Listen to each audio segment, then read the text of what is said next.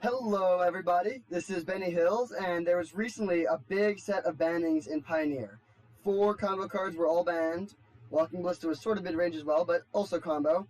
And so I think it's a whole new format now, so we'll see where it goes. But this is where I'm going to start. So as anyone who's watched this for a while knows, I am a big fan of Blue-White Control, and I think this deck is very strong. Teferi is probably the best card left in the format. I'm super surprised this card didn't get banned, frankly. So I know I wanted to be playing a deck with that. And I think Frantic Inventory is also pretty sweet. So we have a solid Planeswalker suite, a bunch of Teferis, and then a couple other one-ofs. 4 Wraths, some counter magic, a lot of 2-mana interactive spells, and some Shark Typhoons. And yeah, I think this is a pretty sweet main deck. There's a couple other reasonable options. We could be playing some main deck Sealaways or some Dovin's Vetoes. We could go more Shark Typhoons. We could be playing Kahira in the board, but this is where we'll start for the main deck, and I haven't played much with this, so in fact, this is actually my first match for my first league with this deck, so definitely could change. As for the mana base, I am playing 26 lands, which is quite a few, but there's a lot of nice value lands. 4 castles, a couple of Field of Ruins, 4 cycling lands. I'm playing 1 Prairie Stream just because I really want to have a lot of lands that count as islands and plains to make all of the castles and the glacial fortresses be untapped. And then in the sideboard, we have a couple of removal spells for the creature decks: Fumigate, Settle, 2 Sealaways, another Elspeth Conquers Death for the matchups where that's just your best card. Some counter magic, some graveyard hate. It does hit our Frantic Inventory and our Elspeth Sun's Nemesis, so that stuff we can, and Elspeth Conquers Death. So we will board down on some of that, especially the Frantics when we do bring in the Rest in Pieces, and then 2 Dream Trawlers, which I do like quite a lot in the board. So yeah, I think this deck is pretty sweet. I'm excited to give it a go, so we'll see how it plays. There's also, we could be playing Yorion, but I really wanted to maximize the Frantics and the Teferis with this deck, and just draw Supreme Verdict as often as possible. So this is what we're going with. I think Absorb is quite a bit better than other counter magic. It's a Nombo with Field of Ruin, but we're playing 26 lands, so we're playing 23 lands that can cast this, and I do think the life gain is very relevant in a lot of matchups, and it's rare that you want to spend your time cycling a Neutralize or something like that, so this is the configuration I'm going with, and yeah, no dig through times, because I just like Elspeth Sun's Nemesis a bit better, and I don't want to be extra on my Frantics. So we'll hop on in and see how it goes. Alrighty, we got our opponent. We'll see if we can win this die roll here. Unfortunately, Traft has defeated us in the die roll. But we have a keepable hand. It's definitely land heavy, and I would love to draw something to play on the second turn, but this is the sort of hand you do keep with this deck, and then if we're playing against a really fast deck, like, that's bad, but I don't think we're going to ship this. Like, we have great mana, we have a field and a castle. Yeah, we really would love to draw a Charm or Censor, just to have some way to interact on the second turn, but this is definitely a keep. Okay, Overgrown Tomb is a great sign. Oh, okay, never mind. This could be a tough matchup in game 1. Oh, just playing, like, actual Dredge. Okay. Well, that's pretty broken. In fact, I'm actually going to concede here. I think that concealing information is pretty valuable here, and they have 7 power on the board. Like, there's not really a way we can win from this position. That was, like, the best 3 cards they could hit, so yeah, we're just going to go to game 2 here and not let them know what we're playing. So, not the ideal start to the video. We've literally played no cards, but that's how it goes sometimes. Now we can bring in a bunch of Rest in Pieces, and hopefully that'll help. I think we also want Settle and Fumigate and Seal Away, probably. What do we not want? Narset seems a bit slow. That's just not what this game is about. Same with, and Frantic is just bad when we're bringing in all these Rest in Pieces, and it's also just slow on its own. Elspeth Conquers Death is probably going to be a bit weak, especially if we're trying to find Rest in Peace. Maybe we do want Narset, just to help us find the Rest in Peace. I think Elspeth is still okay, just making 2 1/1s can be solid, and there will be some, like, obviously we won't always draw Rest in Peace, unfortunately. Is Absorb good? Not really. We could play Dream Trawler instead, maybe?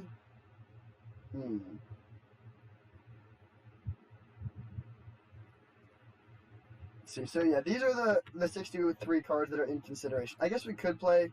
I don't know. No, we probably don't want either Gust.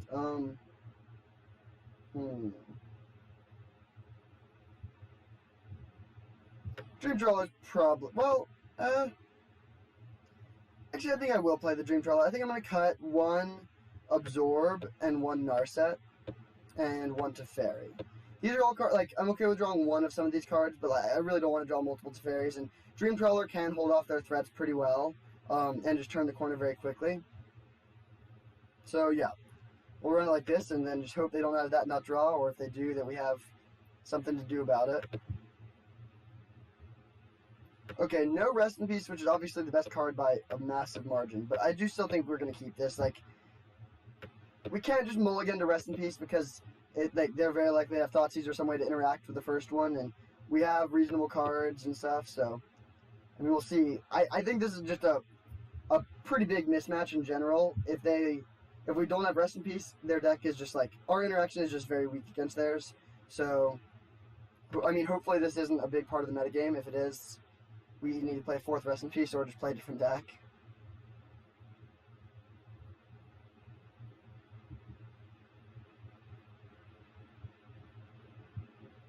Yeah, I mean, they put 7 power on the board and hit us for 3 and gain 3 on the first turn.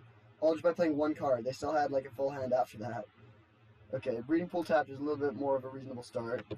So, we're just going to cycle Shark Typhoon here. It's awkward to have both in the opener, obviously. That's not good, but we want to be able to find lands for Absorb and for Verdict and whatnot, and also just dig towards Rest in Peace. So I'd imagine a Seder Wayfinder's coming. Oh no, alright. Well, hopefully we can find a non-field land. Alright. So now we'll just pass back holding up Absorb. And now what to absorb is sort of an interesting question. Like, if they just cast a Prized Amalgam, I don't think that would be worth countering. They could play that 3-1 whose name I don't know, the one that they just brought back.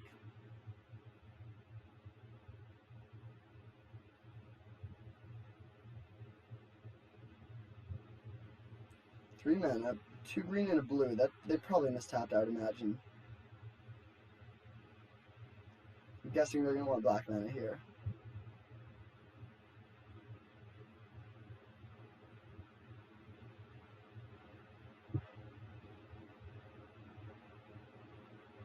Yep, so we're just going to let this resolve. Not too much use in countering it.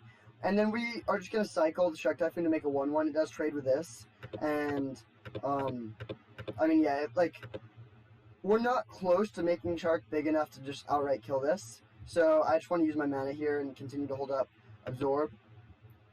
Okay, so we'll play our tapped land, pass, and then cycle Irrigated Farmland end of turn. If we don't have to absorb.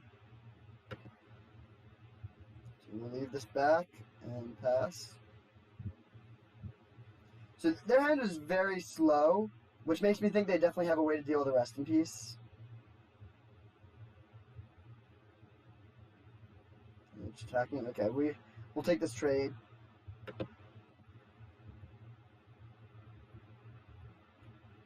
I am sad to have both Shark Typhoons in the graveyard because making a big shark seems like it could be nice, but you will not be able to do that this game. Uro. Okay, that's fine.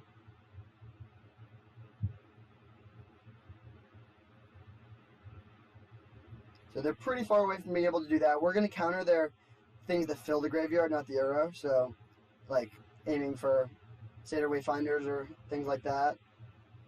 Hopefully we can find a card that goes to the graveyard. Or, like, a Planeswalker, sorry. Yeah. Planeswalker is definitely what we're looking for. Oh, I forgot. Oh, Okay, that could have... no, I think this is still worth it. I would rather seal away this than use an Absorb on a Uro. Okay, Censor is probably going to be cycled here. Ooh, Dream Trawler is perfect. So, I think I'm just going to play Field of Ruin and then seal this away right now before they get a chance to hold up 2 mana to draw a card. Now we can pass holding up Absorb and then just jam Trawler. And I think Trawler will probably just win. They could have like a Mystical Dispute or something, but actually they didn't see any of our deck game one, so I doubt they sideboarded at all.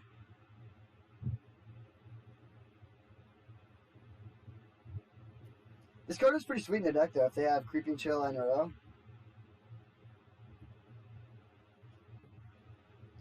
Do we want to change anything for game 3?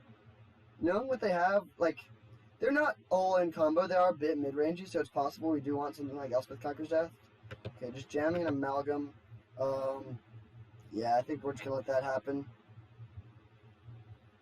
Right? I mean, yeah, we don't want that in the graveyard.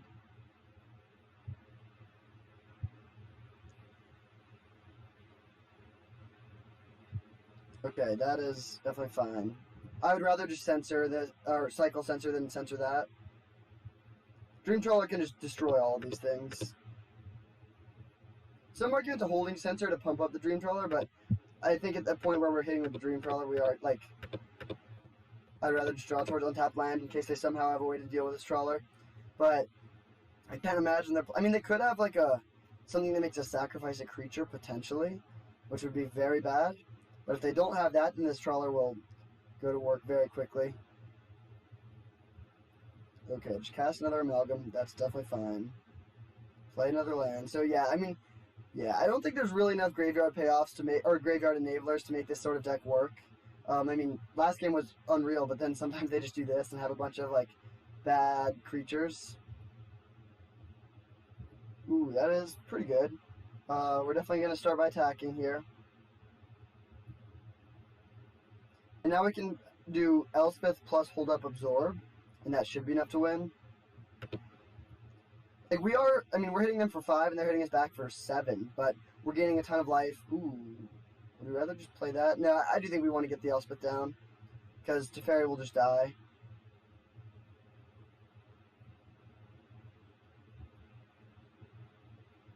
So we will shock, cast Elspeth, make 2 1/1s, and then just pass Holding Up Absorb, and they can't kill our Elspeth, and then next turn we can play Teferi plus, pump up our Dream Trawler, draw a card, and yeah, this one's pretty much over. So 2 very non-competitive games here. I'm very happy to have brought in the Dream Trawler. This has looked pretty strong.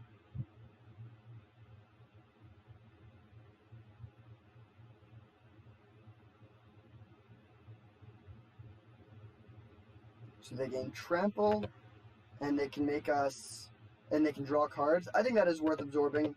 It just lets them draw a bunch of cards, and I don't really want that. They can now give their creatures menace and make us discard cards, but I don't really care about that. We can win with just our board. So they all gain menace. They attack us with everything.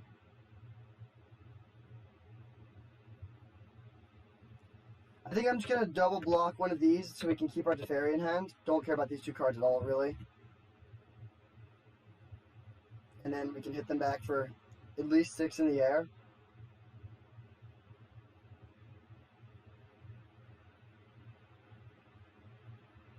Discard Hallowed Fountain and Supreme Verdict. Verdict is not too impressive when you have your own Dream Trawler in the battlefield, obviously. They play land, they only have 1 card in hand. Okay, that was a good draw for sure. So we're going to start by making 2 1/1s, just in case they randomly do have... I mean, if they had a sacrifice thing, they would just do it, but I'm just going to make some 1/1s here anyways. And then we'll jam Teferi, which means we don't have Absorb on our turn, but we will have Absorb again on their turn.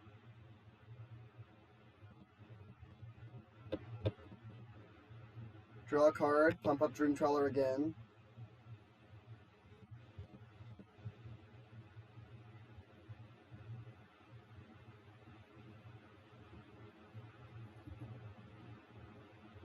Castle of Antris is actually sort of nice because we can use it this turn if we don't cast the Absorb. But really, I mean, I think we could win if we had every single land in our deck on top of our library. I think it's deterministically over at this point. Dream Trawler is just going to run away with this one. It's sort of like Uro, but better. As in, it gains you life and draws you cards every turn when it attacks, but it also has flying, and it's harder to kill and easier to get into play. I mean, it costs more mana, but you don't have to, like, enable it with any other ways. So we will untap 2 lands. I wonder what their basic land situation is. If they cast a spell that we absorb, I think we'll field, then absorb, just to see if they have a basic there. There's a chance they're not playing any. I bet they are playing. Actually, no, they're almost definitely playing some, but did not get the opportunity. We won that game pretty easily on the back of Trawler. So, do we want to make any changes? They have Narcomoeba. They have a lot of graveyard, like, they have a lot of payoffs, but I think their problem will be not having as many enablers. Aether Gust is good against the Driven thing. Narset is good against Uro. Elspeth Conqueror's Death is okay against Uro. But I think all the cards we have in the main deck are a bit better. I mean, we could just cut the Absorb. Absorb was nice for... Like, Driven Despair is really good when they can set it up well. And it seems a bit unlikely that we'll have good opportunities to hold up mana very often. I'm considering just bringing in Narset and 2 Elspeth Conqueror's Deaths over the Absorbs.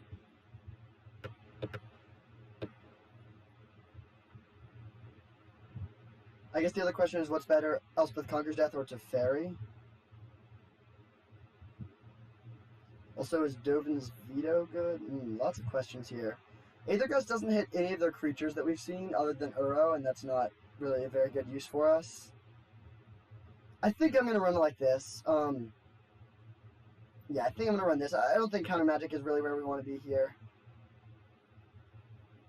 We just don't really have the luxury of just passing and holding a mana and not doing much. I mean, I'll still play Censor because it can just cantrip. Okay, nice. We have a Rest in Peace.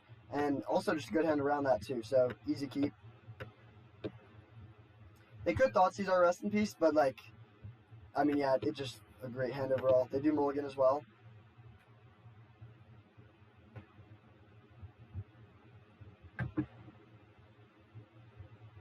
So, if they have the same draw they had in game 1, we'd probably still lose to that. Actually, no, we definitely still lose to that, but that was like absolutely perfect. I actually think it's like literally perfect. There's not a single better start. Alright, so come on, don't do it again. Okay, that time they did not hit too much. They hit some stuff, but hopefully we can get this Rest in Peace down before they can mess us up too much. So ideally this turn they just play Satyr Wayfinder or something and mill 4 Uros, and then we just hit them all with Rest in Peace.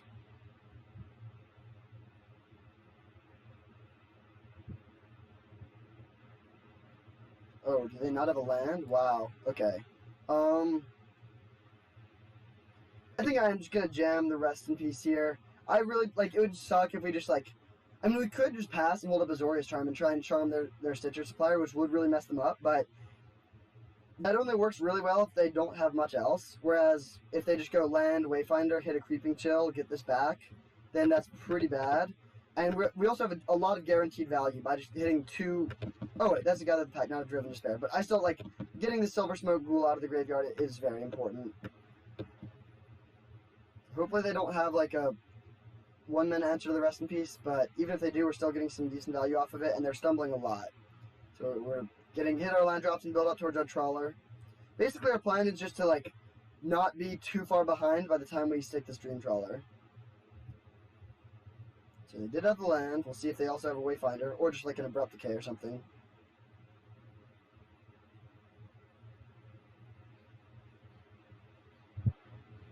Okay, so they have a Wayfinder. Definitely don't care about that. They hit Amalgam and Creeping Chill. Wow, really, really good. Wait, we would have absolutely gotten demolished if we not played this Rest in Peace. But now we're in pretty good shape. We're building towards this Verdict, which will be nice. We can get our tap landed to play this turn. Okay, another Azorius Charm is solid. Charming the Stitcher Supplier will be a really good play if we can get to that. Just because it gives them basically a brick on top. I think that they would have just killed this Rest in Peace if they could have that turn. I don't think they have an Abrupt Decay or something, because they would definitely, like, they already hit a land drop. It's not like that the Wayfinder made them hit that land drop. So we are just going to do this and try and keep them from drawing anything too important. They'll probably play Uro here, and then just draw their Stitcher Supplier, but, like, still not draw towards a way to kill this Rest in Peace. Could also just play a Prized Amalgam. Okay, there's an Amalgam. Do we just jam our Verdict? Okay, I haven't drawn a second one. I think we are going to. Also, I do like the idea of just putting every single relevant graveyard card into the graveyard, or into exile, before they have a chance to kill the Rest in Peace. Like, now this Amalgam is gone for good, which is a big win for us.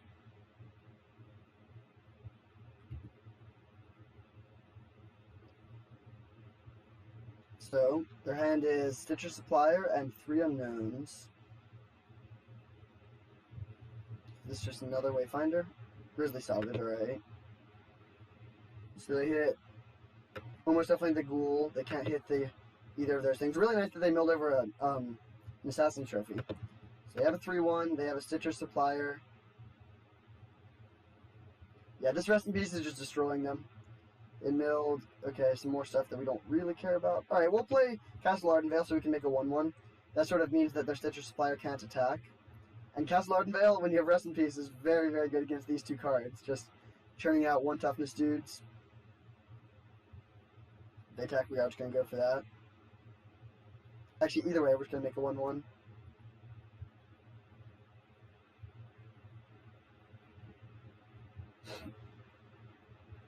And they're just playing a Ghoul. Sweet. Definitely fine with us.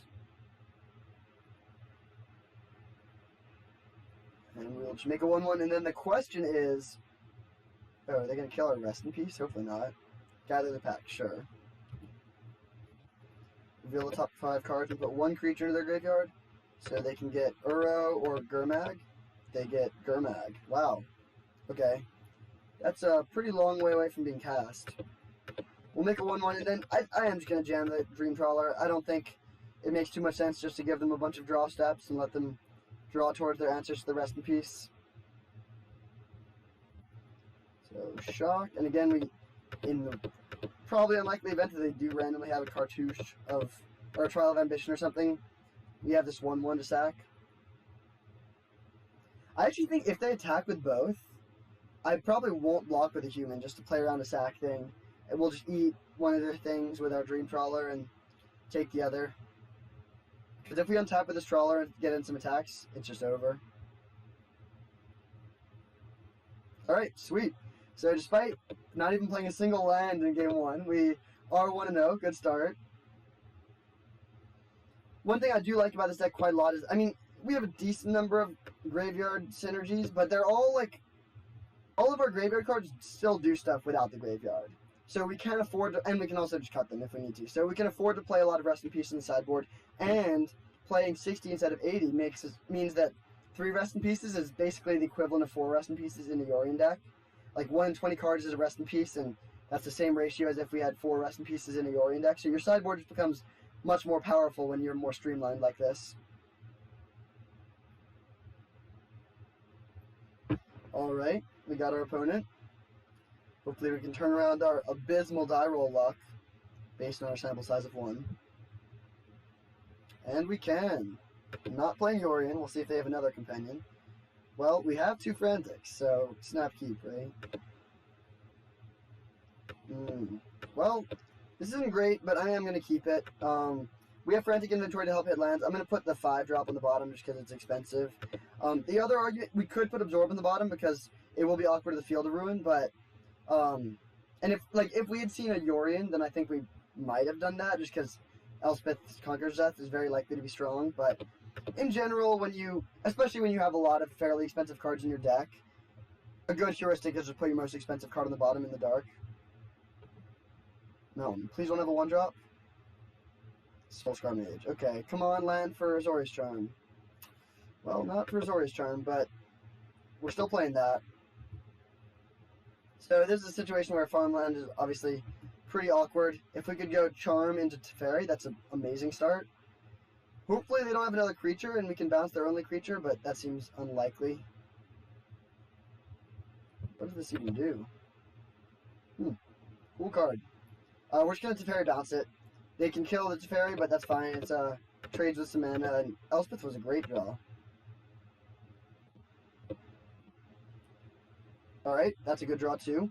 So now we can hold up Azorius Charm plus Frantic. That seems solid. They'll kill our Teferi, but that's fine. We'll have just like... Untapping on turn 4 with 4 mana and 19 life is a very good place to be in this matchup. We could just Teferi bounce again.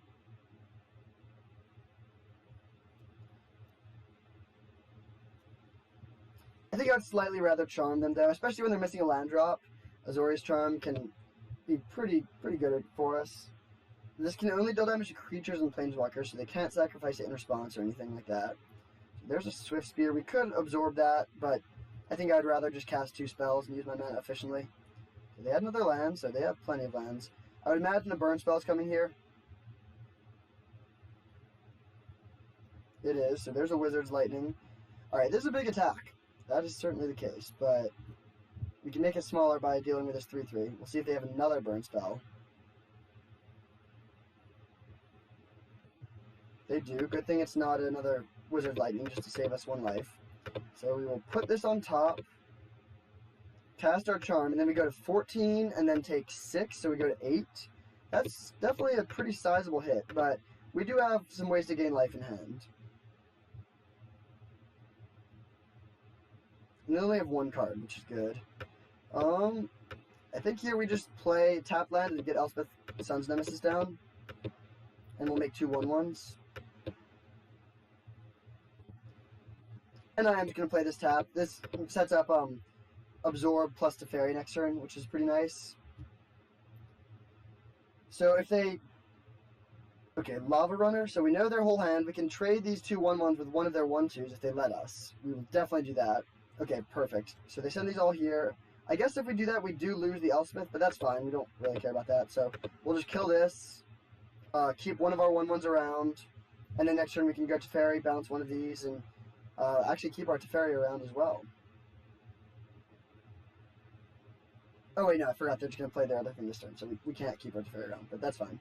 So we will go 3 mana, cast Teferi, bounce your 2/2. Castle Ardenvale, pass. And now we can... I guess if they send everything into Teferi, we'll just lose our Teferi, but that seems fine. And then we are going to absorb the 2/2. I mean, we could also... Oh, they're attacking both at us. Wow.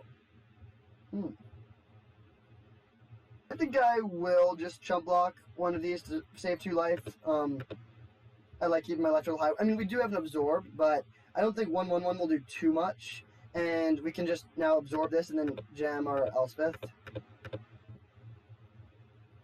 Which might even draw a concession, potentially. Okay, they have a lot of creatures. If we draw a Verdict, we just win for sure. Okay, another land is not what we wanted to see. I'm going to start by cycling this in case we do draw a Verdict, and then if we don't hit it, we're just going to play Elspeth from the graveyard. Alright. And... we don't... I guess we'll leave the Frantic in the graveyard. That is worse if we draw Azori, or Elspeth Conquers Death, but Elspeth Conquers Death is not a card we are hoping to draw here. We might not even cast it if we did. So we'll make 2 1/1s again and pass. And luckily, because of the Teferi, we don't have to worry about any instant speed shenanigans with the Prowess. So we know if we'll have good blocks or not before we make that decision. Oh wow, Searing Blood was definitely worst case scenario. That's rough. So we'll see if they attack everything at us, or if they go for one of the Planeswalkers. Everything at us. Alright, that's definitely a misplay, because they could have just killed this. Like, now they're guaranteeing hitting us for 4, but if they hit this, like, this can just gain us 5. So that is definitely a misplay on their part. But we are going to block here and preserve our life total, just so we're not dead to a Wild Slash. Come on, spell.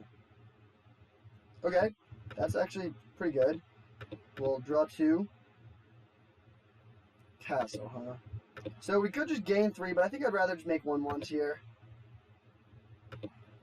Yeah, that seems a bit better to me. So we'll play a castle, plus this, and make 2 1/1s, and then we can make a third 1/1 here and block all 3 if we need to.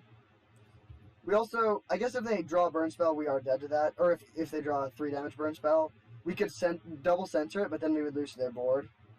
Okay, Mountain, that's good. So they attack everything at us, presume. Oh no, they don't attack. So do we want to make a 1/1 or scry? I think we want to make a 1/1. Well, so we're gonna use one of our castles either way, so we'll start by cycling. Teferi, that is nice. Alright, that definitely makes us want to make a 1/1 because we're gonna have like gas next turn either way. Okay. So yeah, we're just gonna jam this and see what we draw. We will be plussing. Okay. Not really what we wanted, but fine. We'll plus and pass. And again, we're dead to some things, but we can beat a lot of things too. And if we do get to if we untap one more time, then we can recast Elspeth, gain 5 life, and that will definitely end the game. So this is their one draw. They have to hit like a Wizard's Lightning or something like that this turn. And if they miss this one turn, then I think the game just ends.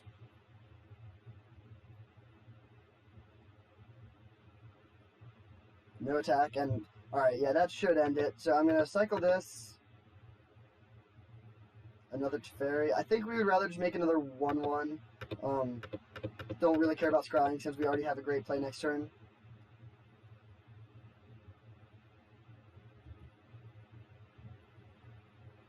So we will plus this. That's a nice one. Okay, yeah, definitely over here. So we'll pump up 2 things, cast this from the graveyard. Sorry, Frantics, but you did the job. Exile all these things, gain up to 8 life. Play our Prairie Stream. I guess we'll bounce Soulscar Mage. Doesn't really matter. At this point, it's already over. Help them with... I guess I'll hit with both. 6 damage is actually a decent amount, especially when we have a Shark Typhoon that's about to be a 4/4.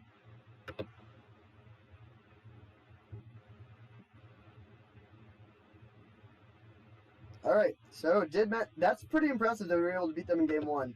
This is a matchup where we gain a lot post-sideboard. Although not a ton. I actually didn't build my sideboard totally with this matchup in mind, but I still think it's going to be better. We can bring in Settle, Sealaways, Fumigate, which is expensive, but the life gain is very nice. Dream Trawler just ends the game immediately if you can untap with it.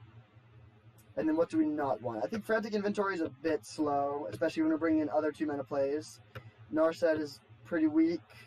Elspeth Conquers Death is definitely weak. And then, I don't like Counter Magic in general, but Absorb is just awesome. Like, gaining 3 is so relevant here. We do want all of our anti-creature stuff. Definitely want Elspeth. I think we'll cut 1 Teferi. I would slightly rather have Jace because it's cheaper, and the +1 is actually pretty relevant a lot of the time. We could get a Field Ruin on the draw. They could have, like, Ramunap Ruins or something, but I think I'm just gonna... I don't want to miss any land drops. We need to be pretty smooth here. We could also potentially bring in Dovin's Veto. I don't have a great sense of how... Like, I actually like Dovin's Veto quite a bit with the old Lurrus Burn decks. Because you did often reach a situation where, like, you just needed to not die to them top-decking burn spells. So, maybe... no, I think all the other cards we have are a bit better. If we had a couple cards that we, like... Yeah, if we had more cards that were, like, on the fence, Dovin's Veto would be a solid option, but I think all these cards are just a bit better.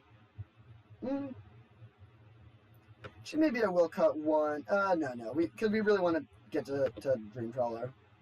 We'll run this. And then if we flood and we have a bunch of fields that we wish for Dovin's Vetoes, we'll note that and feel bad. One thing to note is they did mold a 5 that game. We mold a 6, and we're on the play, but... yeah, so that was a good setup for us. Alright, well, we have 2 2-minute interactive spells. Gitu Lava Runner is one of their worst 1-drops to lead on, so that's good for us. So we can go turn 2, Azorius Charm, turn 3, another tapped land and Censor, probably, and then turn 4, Verdict. Eidolon.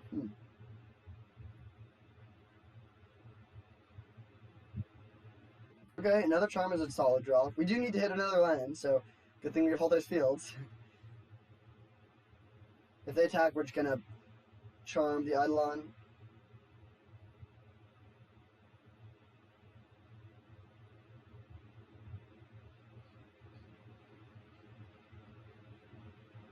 No pre-combat creatures, that's good for us.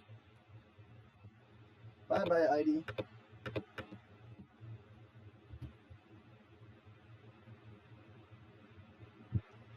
Back when I was playing a bunch of Gideons in this deck, Eidolon could actually be sort of a liability, because you could really turn the clock quickly, but not as much here. Okay, that's good for them. They get their Eidolon back immediately. And they have a wizard. Okay, well, we're sort of not getting there. Yeah, I mean, that's a really good thing for them. Light up stage into Eidolon plus Wizard's Lightning. I think I'm just gonna take this. Charm doesn't do too much. Like, we're really hoping to play Supreme Verdict next turn. So I think we're just gonna cycle this Censor and really hope to hit something. Okay, Abbot of Carol Keep. That's an interesting play since they already have one of their mana basically tied up in the... Yeah, that's... They can't cast both of their spells.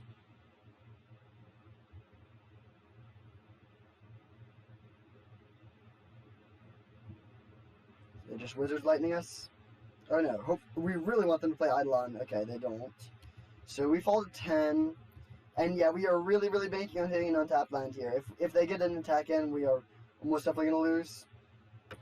But we have 23 lands in the deck, which is well over half. Oh wait, no, it's under half. But we have 2 hits, so our odds of hitting between the 2 are definitely well over half. Okay. So we go to 7, but they go to 1 card, so... I still think if we can find a land where... Oh, come on! Brutal. Are we just dead? Well, we'll play this and pass. As of now, we're going to 1. Yeah, no, we're going to lose now. That sucks. Definitely punished for playing 4 farmlands. Yeah, if that was another land, I think we win this game. So, that's too bad. Not really any value in doing anything here. I mean, we lose like any spell. So we'll just cycle another Censor. And, I mean, yeah, I guess just hope that they literally have, like... I mean, if they have... Okay, no, they're just casting some other spells. So, yeah, they got us. Alright, that's a bummer. We win this game almost definitely if we, like... Wild Slash is just a very bad card in general. It's like, if we were at 7 and they have a Wild Slash, then it just doesn't really do anything. But since they were able to hit us for 6, it did do something, and we lost. Alright, we will run this back and just really hope to hit that untapped land this time. I mean, granted, we are playing 4 irrigated farmlands and a prairie stream, so we had 5 lands, or we already drawn 2 of our tapped lands though. So we had 3 lands that would have been tapped. But we still had 20 untapped lands out of 50 cards and 2 hits, so the odds were certainly in our favor. Oof. Another hand that really needs lands, but I think I'm going to keep it. Turn 2 Censor on the play is very nice, and Verdict is our most important card. But we really need to draw lands. I'm playing a ton of lands in this deck, but there is a chance we should go to 27. Mana Flood is infinitely better than Mana Screw for this deck. Okay, that is great. That's very nice. So we'll definitely Censor a 2-drop creature if they play one. Worst case scenario would be like 1-drop into Light Up the Stage. It could also just go Light Up the Stage without playing a land, in which case that would be pretty nice for us. Censor would be good. Okay, yeah, we will definitely be countering this, and they do have Ramunap Ruins, as expected. And then we're just going to Teferi bounce this. Like, they can just play it and kill it, but Teferi's doing his job in that situation. And we really need to hit lands. Man, we cut 1 Teferi, right? 1 big Teferi? Yeah, pretty rough to draw 2 still. Okay, that's good. So now hopefully they go like Mentor plus Eidolon and we can just sweep them all up. If they only have 1 creature in play, we're not going to play our Supreme Verdict yet. Okay, perfect. So they hit our Teferi, and then we kill their creatures, and we're still at a very high life total.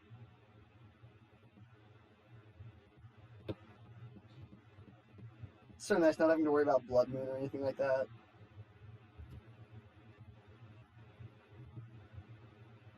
So they have 6 damage in their lands there.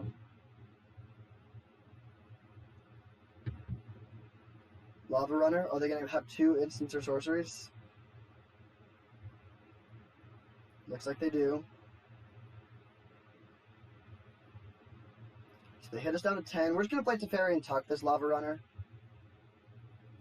Ooh, that's a really good one. So hopefully, I mean, they just played a Skullcrack too, so that's cool. They have 1 card. I mean, if they kill our Teferi, that's fine. We have another Teferi and our life total is high, and if they go for us, then we can just plus Teferi, and... Okay, that's the worst case scenario. We were really hoping they were going to have to use a burn spell to kill our Teferi.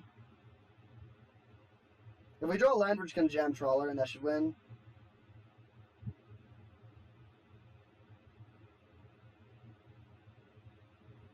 Eidolon, okay. Land? I think I'm just gonna play Teferi plus here. Our plan is just to get to Dream Trawler. It's not like they can kill us if they draw something good here. Okay, Fumigate is a nice one. I think I am just going to cycle the Shark Typhoon here. We have tons of uses of our mana, and we don't need to worry about a shark really. So they'll almost definitely go for us. Yeah. They have one card. Shock, so I mean, yeah, we go to 4 here, but then we can just kill their creatures and gain 2, and then play Trawler the turn after. Oh, whoops, that was just a misclick. I meant to cycle Shark Typhoon, but I think we're going to win either way. Although, I mean, we still missed land drop, so that's annoying. So kill all your stuff, pass, we have a Charm. So we're good against the creature. Lava Runner, yeah, we'll definitely just Charm that. And so now we know they're drawing basically a brick again next turn. So, I mean, hopefully we can hit our land drop. If we don't hit an untapped land in our top 2 cards, there's still a chance we could lose. Okay, that should probably... Well, I mean, I'll just play this. Yeah, we're good. We can just absorb their thing now. Definitely regretting not cycling that Shark Typhoon, but did not get punished, luckily.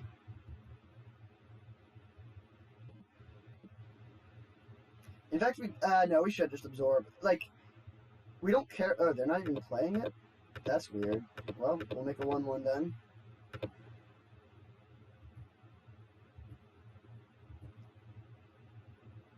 Now I'm just going to gain 5. And we're just going to cast this. We could shock and play Trawler, but... Okay, yeah. The writing was on the wall there. I think this should be a solid matchup. It's just you have to play some cards that are just pretty bad. 2 damage for 1 spell is just... this card is good if it can hit a creature, but just shocking someone, dealing 1/10 of their life total with 1 card is just not really a good strategy, especially against any decks that have any life gain. I'm sad that I don't have Omen of the Sun. That card is really good in these matchups, but I still think with 4 absorbs and stuff like that, you're in pretty good shape in this matchup. So far so good, 2-0. Hopefully we can keep it rolling. Alright, we have our opponent. We'll see if we play against the blue deck or if we just do more linear aggro combo decks. That deck is honestly sort of aggro combo, that mono red prowess.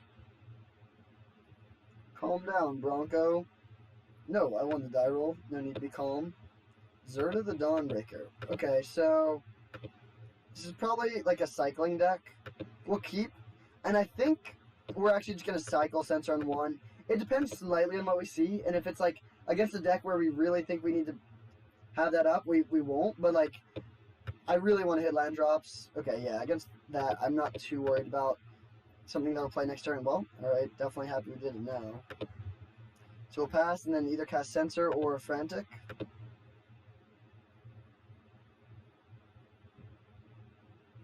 Another Fortress, alright.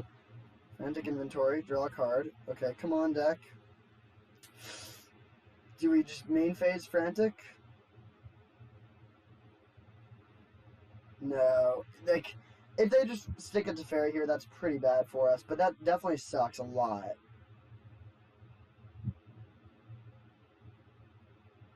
Man, I've had a lot of mana issues in this deck. Surprising. So, 24 out of 49 of the rest of our cards are lands. Opt. Well, definitely wish this Censor was an opt right now. I'm not playing opt, and Censor is my replacement, basically. So they don't play Teferi. We will just jam our Frantic, and then really, really hope to hit that land. Okay, did hit a land. And I am just going to jam Teferi now. If they have a counterspell, they have a counterspell. But I just, I don't really want to discard hand size, and yeah, I think I want to hold up Censor and Absorb for cards that are more scary, okay, so they do have a Censor, but that's fine. We're still up a card. If they just go their own Teferi now, that's bad. That's definitely bad, but against anything else, this is definitely what we want to do, so don't play it. Nice. Okay. So now we can just pass and hold up double Charm. So they sort of stole the initiative from us by us missing a land drop, but we are up one card from the Frantics. And, okay, so they have castles, but we have castles too. At least a castle. So we'll draw a card. It's a solid one, although definitely not one we'll be jamming anytime soon. Wow. Alright, 2 good draws there. So we'll play our castle and just pass. They can make a 1/1 end of turn and hit us for 1, but then we can make a 1/1 end of their turn. And I mean, that holding pattern is basically us taking 1 every turn. So that's not ideal, but while we have land drops and counter spells, we're okay with that. Basically what will just happen is every single turn, they'll make a 1/1 and we'll make a 1/1, and the 1/1s will trade, and this, since they got the head start, they'll just be hitting us for 1, but this is not a matchup where I'm too worried about taking some hits. What is card? They all have activated ability, okay. Alright, that's actually, no, we'll pass, play Hallowed Fountain pass, and then next turn we'll go field on their Castle Ardenvale, plus use our Castle Ardenvale.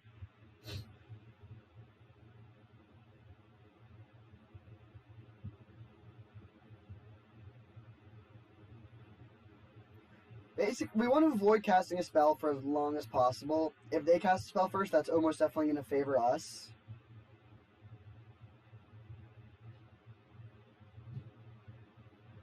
And it's very, very nice that we've managed to draw into a decent number of lands here. If we were missing land drop, that would be brutal. So we go for this block, take 1 down to 18, and then they'll almost definitely just pass. They do.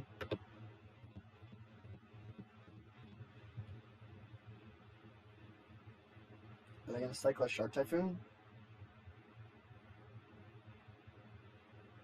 Dig. Okay.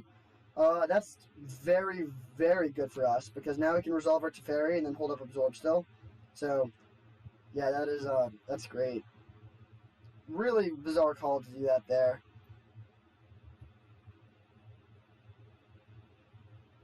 So I'm not going to play field because I really don't want my field to get fielded. And, like, if they feel that we want to hold up Absorb for sure. Okay. Double Censor. So we'll probably just cycle at least one of these Censors. I don't really imagine Censor doing too much at this point. But they have to, they like sort of have to do something here. If they just hit for 1 and pass and like keep on holding up counter magic, then they'll definitely lose. Okay, so they have a Teferi of their own. We will absorb this. They can absorb back. We're playing around Censor here, which is good. They can absorb back, but then we can just play Elspeth Conquers Death. So they do have the absorb. Unfortunately, we cannot Censor. Man, imagine how sick it would have been if we had missed that 3rd land drop. Just have Censor here, easily win. So they tuck. That is a horrible... Wow, okay, our opponent is really not playing well. If we hit a little Teferi, the game just instantly ends, because we don't even have to use our thing. I think I almost want to just play Frantic, draw into Teferi, and then play Teferi, tuck their 1/1, and kill their Teferi. Then we can't hold up Absorb. But yeah, I think that is worth it. If we draw a little Teferi, that would be better. We do not. So we'll cast this. Yeah, you never want to let your Teferi be at 1 when your whole defense is 1/1/1 and they have a dude. So we get to kill this. And then we'll just play a farmland. And they can play an Elspeth Conquers Death here, but then we can play our own Elspeth Conquers Death.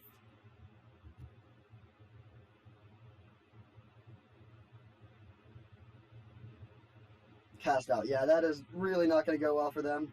So we can play Elspeth Conquers Death and deal with that, and still hold up Absorb.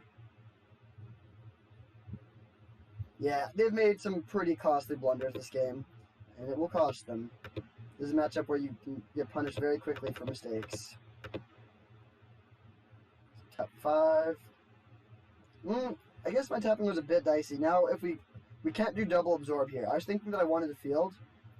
So, but that actually was a misplay on my part. It's a little plus. They also didn't leave out their White Castle, which is just really strange.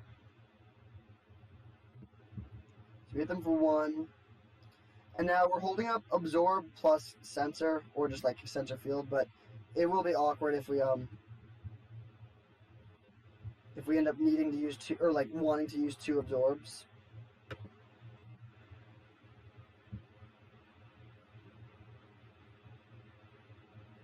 Sure. Actually, I think if they're doing that, and if they put, definitely if they put 2, okay, they did 1 and 1. I think I'm just gonna actually kill this now and make them shuffle to mess up their scry. And Castle Ardenvale is much, much better than Castle Ventress in this matchup in general. We're a bit low on basics left in Library, so one of our last fields will be a miss, but that's fine. Oh, another castle? Bummer. So they don't have a play, so we're just going to get to untap with the Teferi. We will have to discard a hand size if we don't draw another Planeswalker.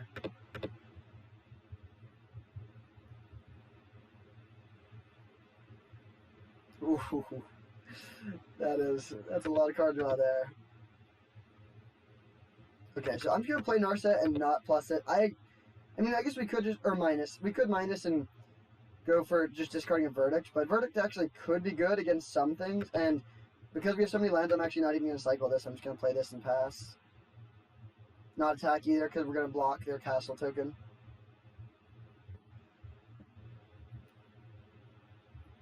And now next turn we get back a little Teferi.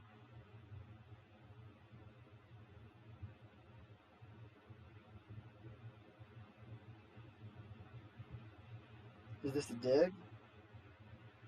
Oh, a shark. Okay. That's pretty good. I really wish we had an Azorius Charm here. So we don't have a way to interact with this. We also don't have an instant speed Verdict, unfortunately. So they can kill our Teferi or our Narset. But then they can get back Little Teferi and just kill their shark. So I still think that's fine. They also could, I guess, just hit us for 8, but well, that might be the right move, honestly. You know, so they do go for Teferi. We could just get back that Teferi, actually, instead of Little Teferi. But I actually don't even think I care about that. We have Frantic Inventory. I would rather shut down their instants than have more card draw when we already have a Frantic Inventory to draw 4.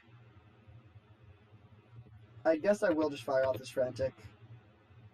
And actually, given that we're doing that, we should have definitely done this in response to, yeah, there was the charm, so punish for that. That was definitely a misplay, but, like, we can't really lose this point.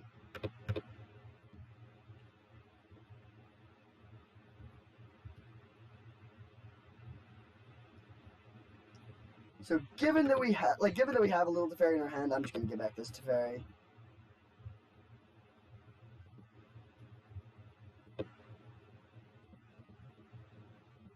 And we'll definitely fight over this if they let us pick a fight. They don't, so I guess we should just bounce this, yeah. Bounce here. We're gonna be discarding a lot of cards to hand size.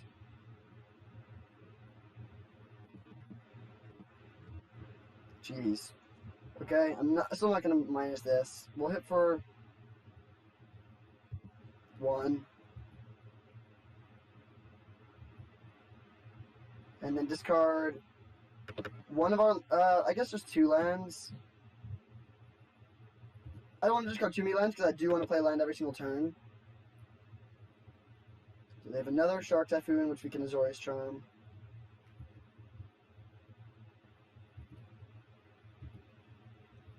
Untap 2 lands, discard Plains, Hallowed Fountain, Supreme Verdict, and I think just another Supreme Verdict. We still have more Supreme Verdicts in our deck if we somehow need them. Milling is like something you should be aware of these matchups, but I'm not too worried about it here.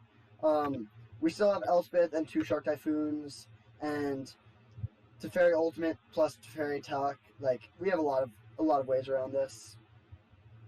And we are growing an army every turn.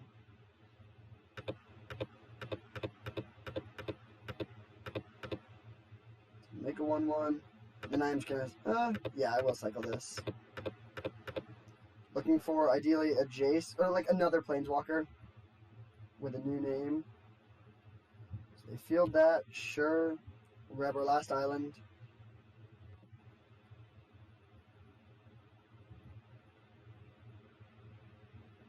Okay, that's a good draw. So plus, yeah, this is an embarrassment of riches here. Play this, plus, and that's also another win condition because we can steal something from them. Still not gonna mind. No, we will minus this we want to find a Shark Typhoon. There it is. Play an untapped land. Attack. And we have Jace plus to shut down their Castle Ardenvale token, so I'm not worried about our Planeswalkers losing loyalty. If they want to just block one of these, they can.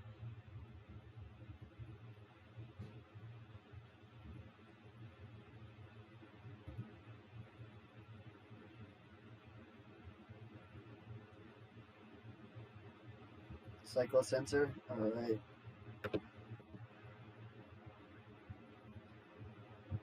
And so now we can make, how big is the shark going to be? 2, 4, 6, 8, 8.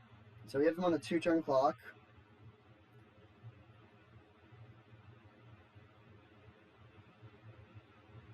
And we also just have 2 absorbs in case they somehow have something. Yeah, that we will absorb. We don't want them to turn off all of our absorbs. And we'll still make a 5-5 shark, even though it's not as big as an 8-8. Alright, well, we got through our counter magic. Okay.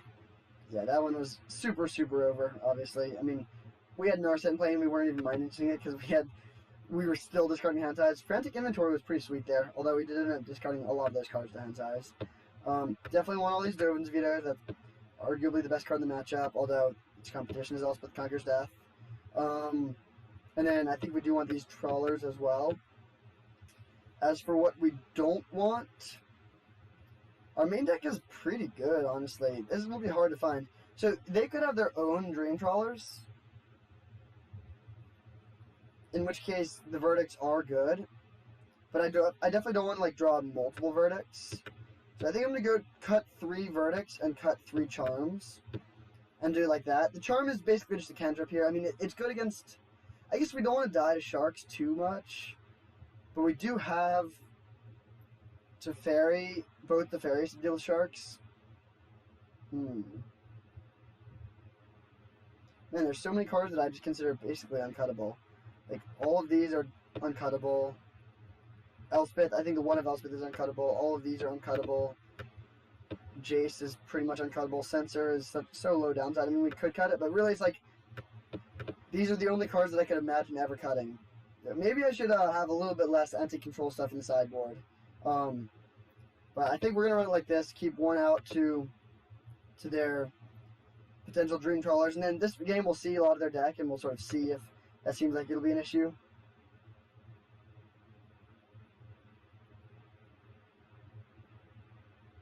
Of course, we can also just counter their Dream Trawler. That's our plan A. Okay, so this game will benefit a lot from this. Okay, so this doesn't rule out Dream Trawler or anything really.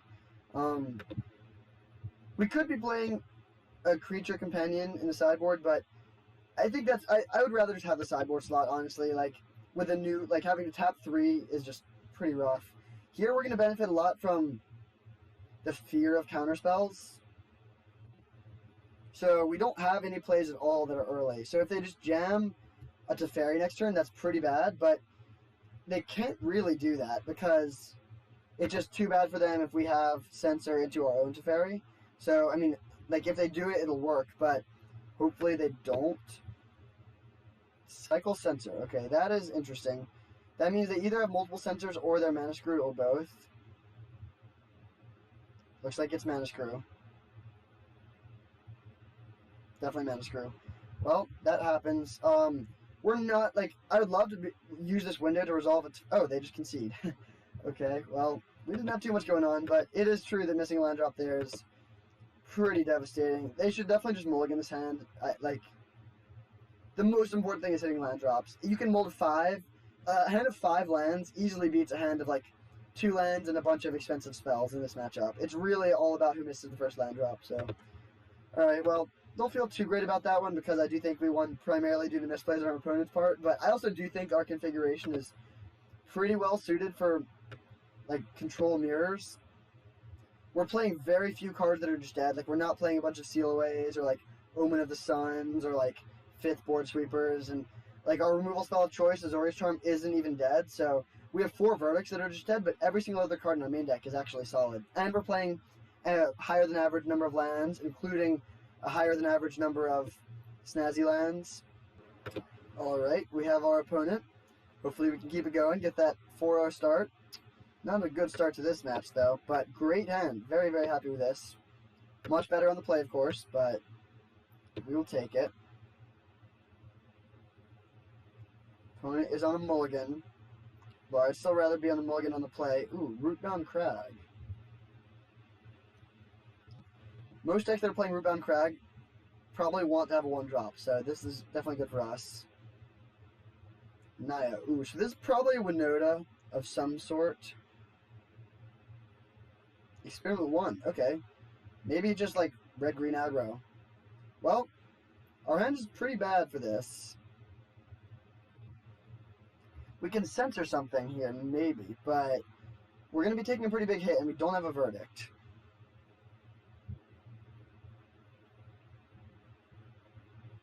Yeah, that is definitely getting censored.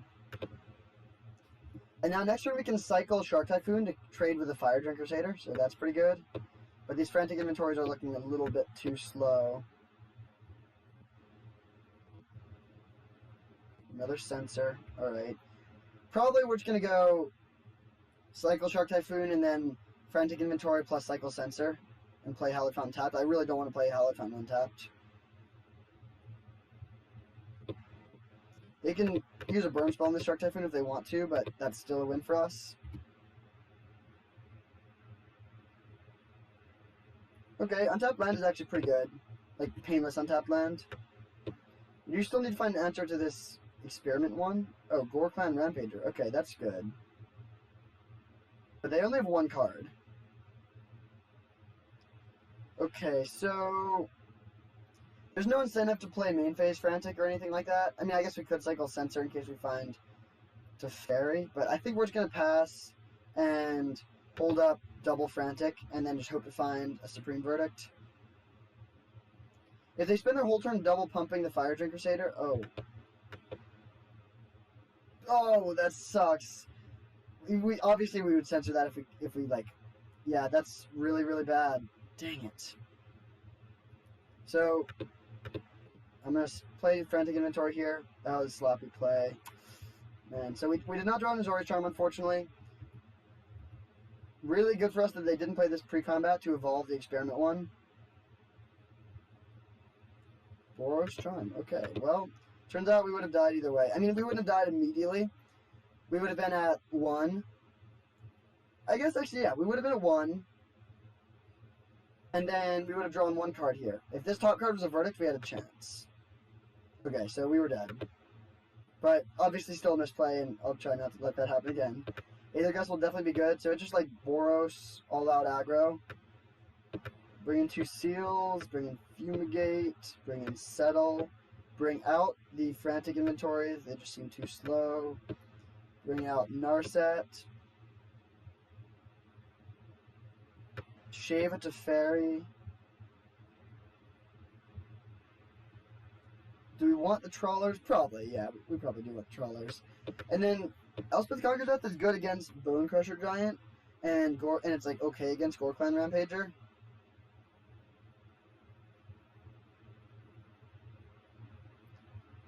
I think I'm going to cut 1 and cut 1 Absorb, because I really...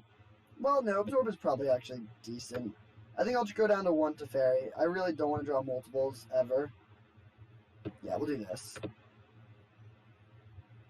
So, despite their slow start, or, I mean, they had a slow turn 1, a great turn 2.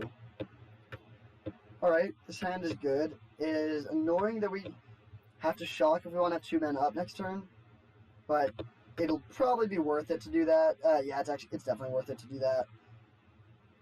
But the best draw would just be like an untapped land. Okay, not an untapped land, so we will shock. And likely just be Azorius Charming this.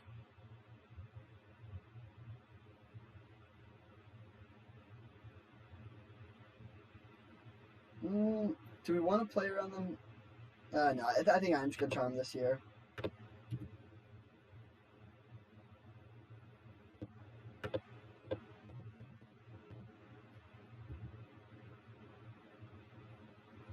If they play an Azorius or a Voice of Resurgence, that's a bit annoying, but it's still not too bad because, okay, they didn't even do that. Okay, Settle the Wreckage is nice, although we do need to find lands. So we'll pass. We can Azorius Charm this again. Near the drawing Fire Drinker Satyr. They passed it, yep. If they cast a Bushwhacker, I forget what it's called, but we can just censor that and that'll be very good for us. Yeah, that's really, really good. So very much hoping to hit a land here. We do take 4, which is a bit unfortunate. But our life total is still pretty high. If we miss a land, we're going to cycle Censor on our main phase. Okay, we didn't. So we'll play this, pass, and almost definitely we'd just be settling here.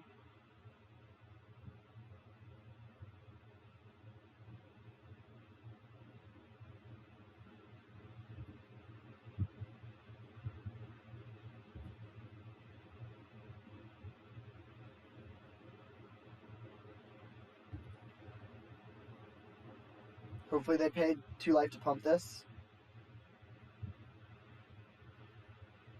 When you have something like Settle, you want to wait until the last possible moment. Like, never do it in their attacks. Always give them opportunities to do stuff like this and just get absolutely destroyed. So just a clean 4 for 1. This might draw a concession. It'll be good to see their basics, though. So they didn't search. There's a good chance they have no basics. Okay, I am going to cycle this main phase because we have Absorb up either way, and if we draw a tapped land or just any land, we definitely want to play it. Okay, that's good. And so now we're at 14. They have 1 card. We have 2 Absorbs. This is pretty much over. Now we just need to find a Planeswalker to seal the deal. We did cut a decent number of our Planeswalkers, or I guess, yeah, we cut a Narset and 2 Teferis, but it's fine. That'll also probably do it. So we'll just pass, hold up all our stuff, and then make it 3-3 if they don't do anything we really care about. That is worth absorbing.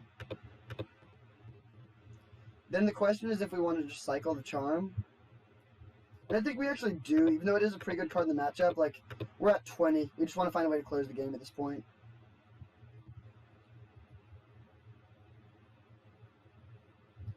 There are some circumstances where you want to just play Shark Typhoon, but I don't think this is one of them when we have no cards in hand. Deal. We will definitely eat that with our Shark. And that will definitely draw the concession. Or, like, this moves our chance of winning from 98% to 100%. So, I mean, they can play it out if they want to, but there's no chance.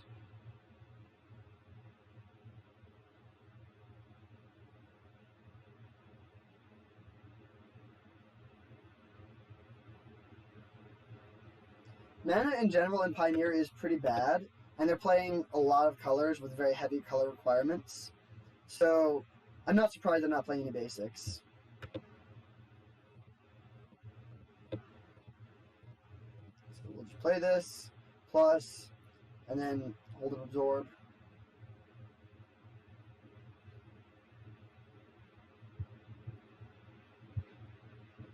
So we got this one, but I do think game 3 on the draw could be tough. The fact that we have no removal that costs 1 is not great. Like, especially against their draws where they just have, like, 1 drop into double 1 drop or something like that. Alright, there's a concession. So, on to game 3. We'll see if we can get there. I don't think we want to make any changes.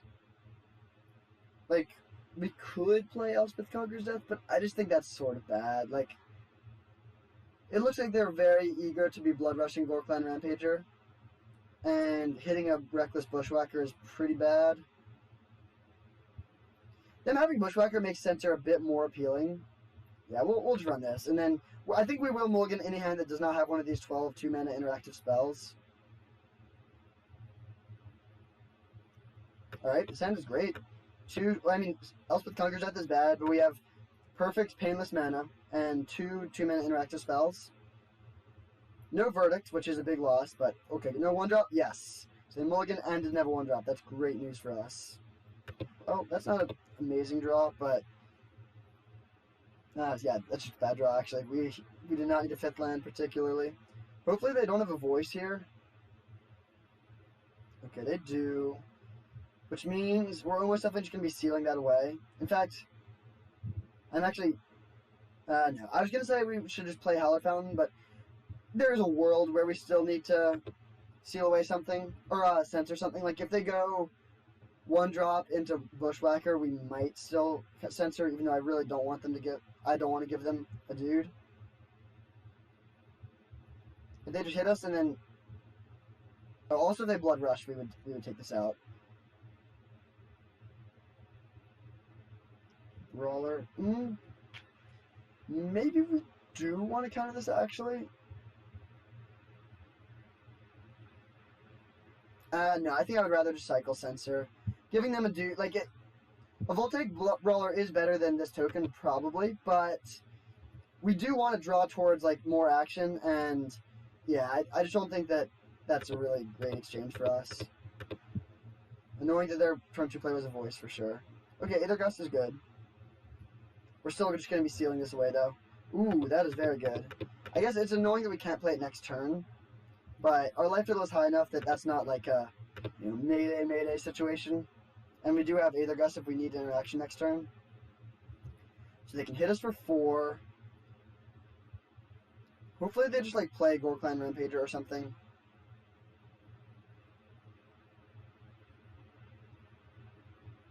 So no hasty creatures, that's definitely good. Are they going to Blood Rush? Looks like they are. So we're taking 8. Are they going to double Blood Rush? Wow.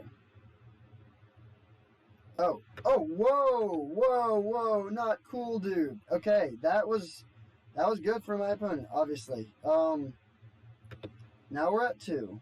Not good. We have an Aether Gust, so we're not just dead to their board, but we're dead to most hasty creatures and any burn spell, so that's not great. Hopefully they pay this. They do. That's a... I guess that plays around. Oh no, that makes sense. That's good against Shark Typhoon. So we put this. We'll see if they put it on the bottom. So they're looking for burn spells. Please don't. Or actually, we want them to just play like 2 creatures here. Okay, yes, perfect. Please play another creature. One more creature, please. Nice. Okay, now we can Fumigate, go up to 4. Still dead to a Boros Charm, but we can Fumigate, go up to 4, and then have up Dream Trawler for the turn out, and then play Dream Trawler the turn after. So they have 2 draw steps. And if they don't hit a Boros Charm in those 2 draw steps, I think we just win. But if they do hit a Boros Charm, we just die, so hopefully... I mean, they have 3 left in their deck, probably. Okay, that's fine. We can Elspeth Conquers Death that. And now we also die to some hasty creatures. Absorb? Bummer. Well... would we rather Elspeth Conquers Death this, or Azorius Charm it?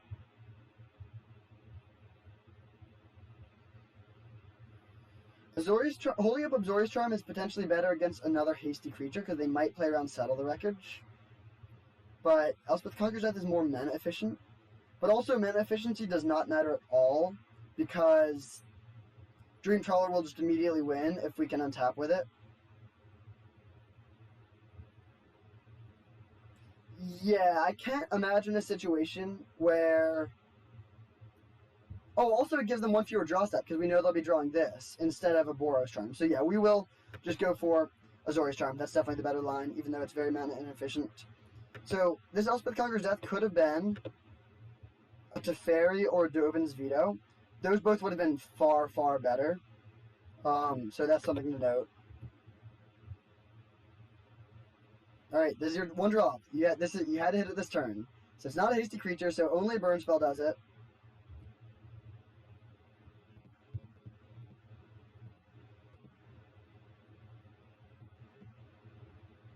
Wait, what did I...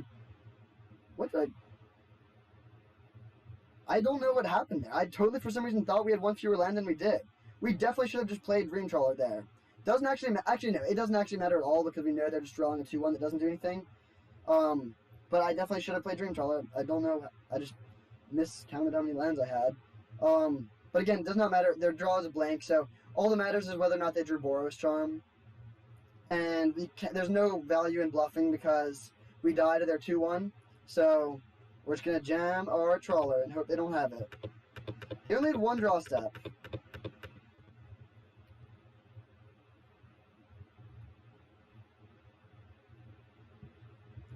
I'm scared though, because they would have played most things, I think. Okay, no play at end of turn. Okay, they just play a Bushwhacker. Alright, I think we made it. Whew. Yeah, if we get one hit and gain 5 life, that definitely ends the game. So we are just gonna go to combat and hit. Yep, alright. That should do it. We could play Verdict, but that's probably not the right line here. I am just gonna Elspeth Conquers at this thing. I don't want to die to, like, any Gore Clan Rampager shenanigans. And yeah, I think, wow, that was a really stressful game. They had some draws that would have won it, but they didn't hit it. The odds were in our favor. They would have had to get pretty lucky to hit it in their one turn. Also, obviously, a huge misplay just now. Or, it was stupid not to play Dream Trawler when we had 6 mana there. It didn't matter because we knew that we, yeah, I can't think of any situation where it would matter either way. But, I guess it's not really misplay, but obviously I should have at least, like, talked about it. Is there any situation where it's better to hold Charm there? No, there's not. No matter what, like, hasty creatures don't do it, and a burn spell does do it. Oh, no, actually, yeah. Against a hasty creature, holding Azorius Charm was worse. If they just played an attack. Yeah, so there was some draws where we would have gotten punished for that. So, I'm very glad that did not happen. Ooh, nice. In the trophy match, we get to be on the play. But we have a bad hand. I think we can do better than this. Like, if we draw a white source very quickly, it's okay, but it's just so bad if we don't. We have no cantrips. Oh, well, better than the sand, so on our way to 5. Not how I wanted to start. As always, the problem is not having enough lands. Okay. Easy keep here. We definitely want Censor. I do think we also want Frantic Inventory. I think I'm going to put back the Elspeth and the Shark Typhoon. Those are both better in the late game. So, down to 4 cards already. That's not ideal, but if we can draw some more Frantics, that'll help us out very quickly.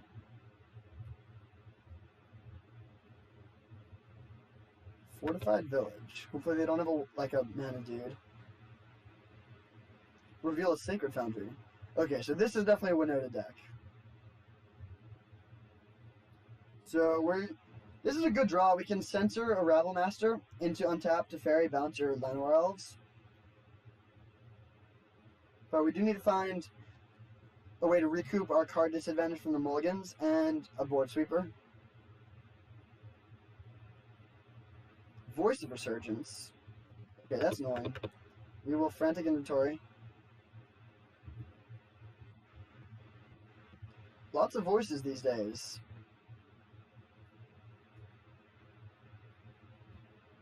Well, we found a lot of lands now.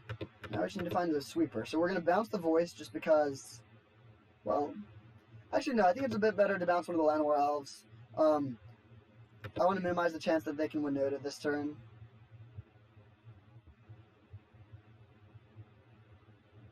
Nice. Alright, Supreme Verdict was a great draw. So they can go untapped land, Winota, hit for 2, and potentially get us with the Agent of Treachery.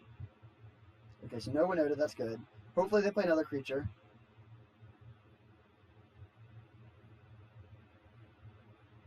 Tide Taker. Okay, so they will have 2 dudes that stick around. But it's still definitely worth it to cast this Verdict here. And then if we find another Verdict, that will be amazing.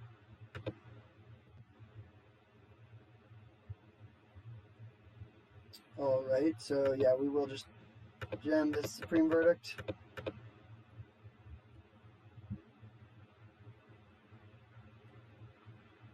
So again, if they have Land Winota, I mean they only have 2 cards, but if they do have Land Winota, they will probably just kill us. But if they have like a tapped land or not Winota, oh, they just go straight to combat. So we take the 3 here, and we do need to draw something. Like, we don't have anything going on, but our life total is reasonably high. What does this do again? Whenever it deals damage, you look at that many cards. Oh. Oh, we'll just be Elspeth Conquers that thing that.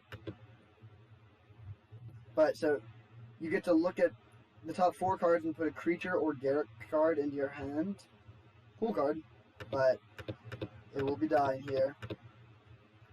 So they have 1 card. Could still be Winota. I sort of think they accidentally F6 through, or like, skip to their attack step. But hopefully they don't have a Winota, and if they don't, and we're only taking 3 or 4 here. Okay, nice. I mean, that's a good card against us in general, but not too threatening, and we get to draw 2 cards, and Elspeth is, like, we'll get back into Fairy in a bit, so we need to find another sweeper, but I still am pretty happy about the situation. So we'll cycle a Censor. Okay. Castle Ardenvale is actually a solid draw. Well, actually it's not great, but at least it preserves our life total a bit.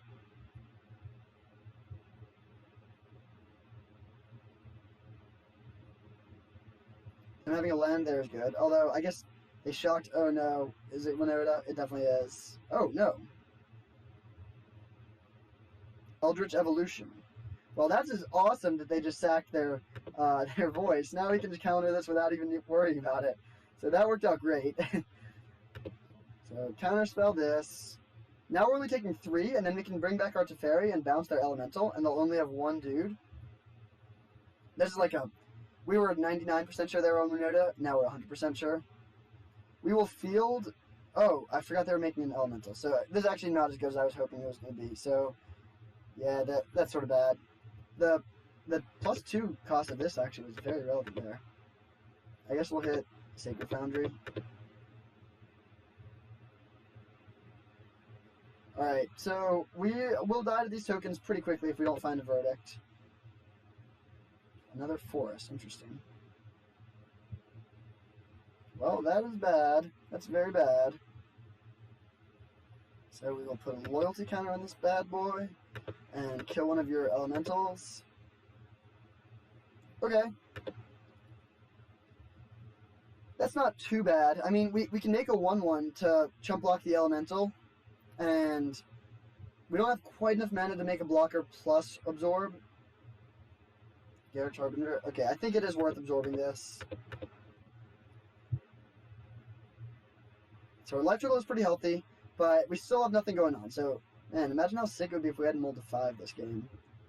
So kill our Teferi, hit us for 1. We have a decent number of draw steps, and we do have this Castle Ardenvale still. So we will hit another one of these red-white lands. We could draw like a Teferi, a Frantic. We have lots of good draws here. They fail to find, so they're running 2 basic forests. So another field will take them off of 4 mana, which would be nice. There we go. Now we're ahead. We even have enough mana to play land on tap 2 and then use Castle Ardenvale.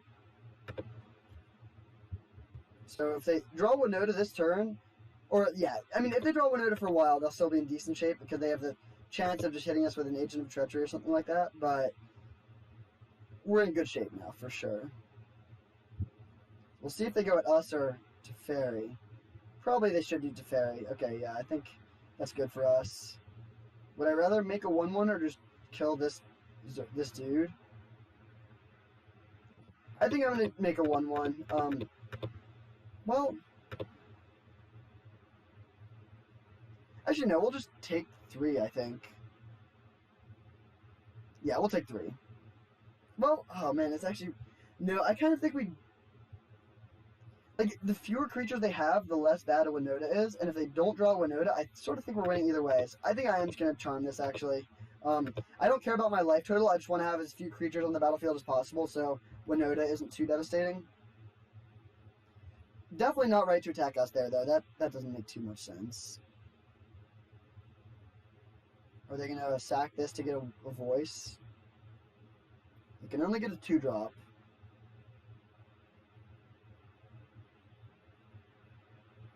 Okay, so we can tuck that with Teferi or plus. I think I like just tucking a bit better. We still have a Teferi on the board. And again, like if they have no creatures and we have a Teferi on board, we're in great shape.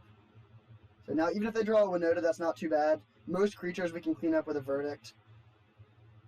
Legion Warboss, so we can kill the token with Castle Ardenvale and then play Verdict just to sweep these up, which I do think is worth it. I really don't want them to get 2 Winota triggers. I really, you can see how much I'm playing around Winota, because I really think that, like, the rest of their deck is just pretty bad in this situation. They're just, like, weak standalone threats that don't do too much. And so I think as long as we can continue to dodge Winota, we'll win. We might as well take all the necessary precautions in case they do draw it. Okay, that's a good draw. So is that. We'll plus, and now we can just play instant speed Verdict.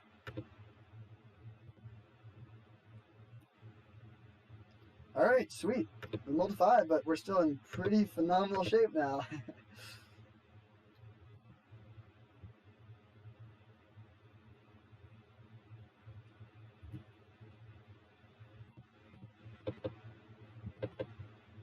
I guess I probably should have let them attack just to see what they're prioritizing, just to get information about like what they're scared of and like how they play, but very marginal.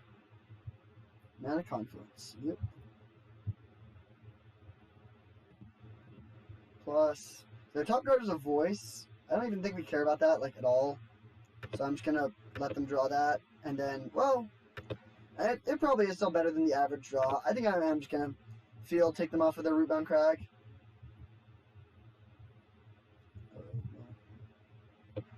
Alright, sweet. So, up a game in the finals, that's good. I have not played this matchup, but I think it should be hopefully alright. Aethergust seems very good. We can Winota, or it hits Winota, and also like a lot of their cheap things. Seal Away seems good, especially against Voice. Settle the Wreckage seems good. Fumigate seems good. Elspeth Conquers Death seems probably okay. But that's a lot of cards, so now what do we not want? Another matchup where Narset isn't great. We didn't play a single, like... Oh, no, we did play Blue-Eye Control once, never mind. We don't want Narset. I think this is another matchup where Frantic is just a bit weak.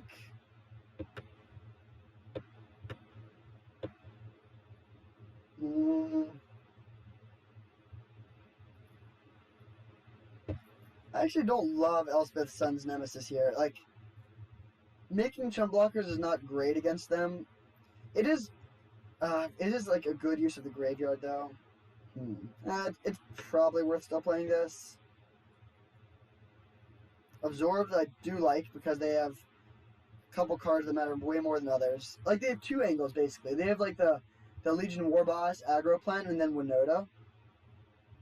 Absorb is good against Winota, but not good against Legion Warboss. I think I'm going to not bring in 2. I don't want to cut all the Elspeth Conquers Death, but I feel okay going down to 2. And I think I'll also cut 1 Teferi and just be a bit lower to the ground. And I don't think we really want Dream Trawler here. I mean, it's okay, but I think this is a better setup. Well, maybe we do want Trawler. Absorb is worse on the draw. But it's so good against Eldritch Evolution.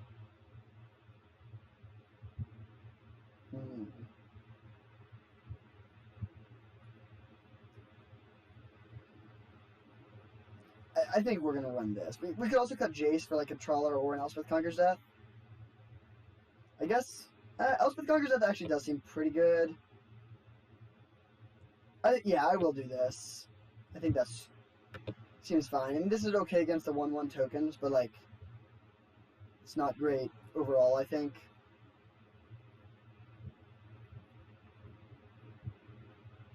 Alright, hopefully we can keep 7 here.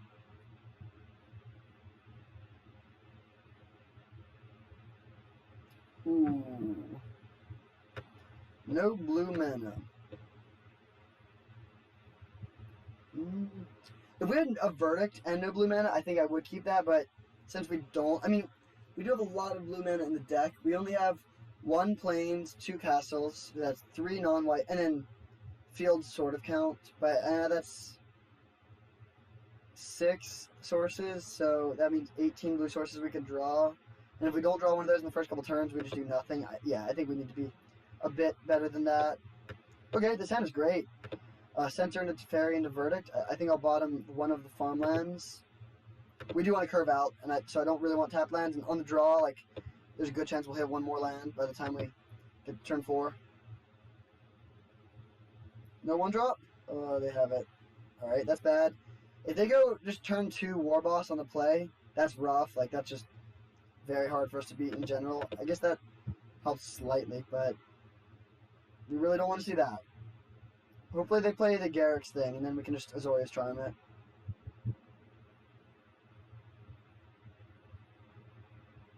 Oh, if they just go Voice of Resurgence, that's totally fine. Oh, Tide Taker? Yeah, that's definitely fine.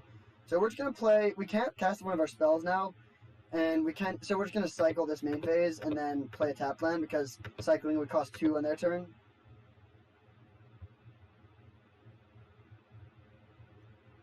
Well, lots of Hallowed Fountains here. So now next turn we can play Teferi. Winota doesn't do it here because this is a human, so they would not... If they play Winota, they won't get a trigger.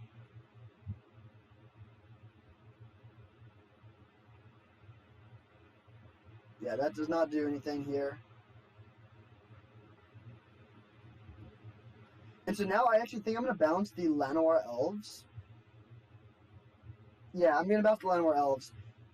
Because if they go... Well, let's see. They could go land Winota. Like, if we bounce the Winota and they draw and they have a land, they could just go land Winota, get 1 trigger with the Llanowar Elves. Alternatively, we could bounce the Llanowar Elves, and then the only way they can hit us with a Winota trigger this turn is if they have a creature with haste, like a War Boss. But I don't think they have a War Boss. Although they could. Their mana situation is awkward. I also don't really think they have another land, because they wouldn't play all these mana confluences early. And I think I'm actually going to bounce the Winota. That's just like... It's so much more mana. Yeah, I'm going to do that. If they go land Winota and then get 1 hit, that's like sort of bad, but it's still not even the end of the world. Like, we have a Verdict to clean everything up. Like, I guess if they hit Agent of Treachery, which we don't even know they're playing, but if they hit Agent of Treachery and steal a land and then we can't Verdict, like, that's bad. But at that point, there's so many things that have to go wrong, and like, we're not in a good enough position that we can assume everything is going to go wrong and still play to beat that. Okay, we've drawn too many lands here for sure. Are they just casting Winota? That's best case scenario. Nice. Okay, so they kill our Teferi, and then we sweep their board. They still do get 1 token, but that's fine. Also, they are at 14 with 2 mana confluences, so they could get to a situation where their life total is limiting how many spells they can cast. Well, we've drawn 1 Azorius Charm, and then only lands other than that. 4 lands and 1 Azorius Charm so far. Not ideal.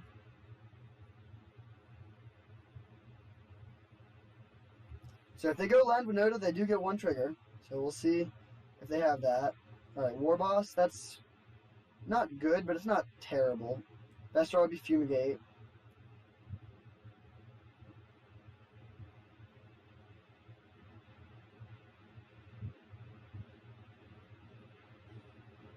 So if we draw a brick, the question is if we want to just main phase cycle farmland in case we can find something to play, but there's not that. I mean, even Fairy, I'm not sure that's better than just doing Azorius Charm. Okay, with that, we're definitely just going to play Castle Ardenvale and pass, and then go Azorius Charm your War Boss and absorb whatever your other play is, and we'll take... So I'll make them dude, and then they'll put a Mentor counter on, so we're taking 4. But that's not too bad. I'm also, actually... I'm pretty sure they will still get the counter from Mentor, but I'm not 100% sure they will. Because War Boss won't have any power by the time the trigger resolves.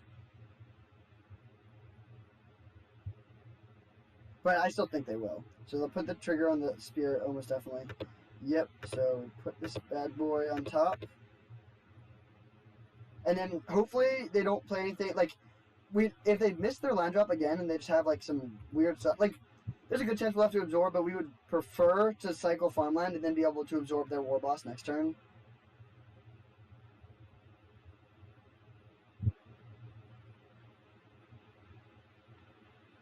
Okay, that is worth to absorb. We're down to 10, and we're up to 15. And we know they're not hitting a land, so they're going to have to pay 2 more life next turn. Okay, given that, we're just going to cycle. Well, no, it's probably just better to, well, this is close. We could just make a 1-1 and trade with one of their dudes, but then we're still taking 4, and that's just not really a winning situation. We could just, we should probably just play top land and scry 2, I think. Take 5 this turn, and then really try to find a sweeper in our top 3 cards.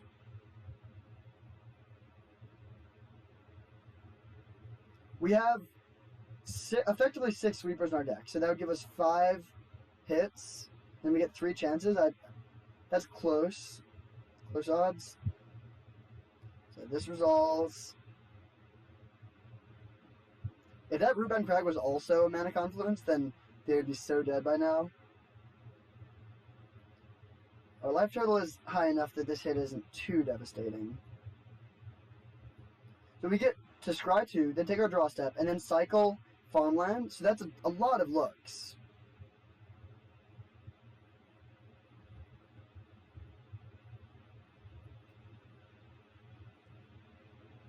And we know that one of our lands is on the bottom, so that slightly increases our chances of hitting. Elspeth Sun's Nemesis, that's not enough, I think. That, like, well, no. We're pretty verdict or bust at this point. Like, I mean, we could. See, we make 2 1/1s. Block 2 goblins. Take 1, 2, 3, 4, 5. Azorius Charm the war boss again, if they even attack with it. Oh, that's close. The thing is, they also just have a bunch of cards in hand, and there's such a good chance they could Winota us, and then we definitely lose. Yeah, I think Elspeth is not good enough here. Alright, come on, deck. Give us that verdict. Okay, not a verdict. We're going to start with cycling this.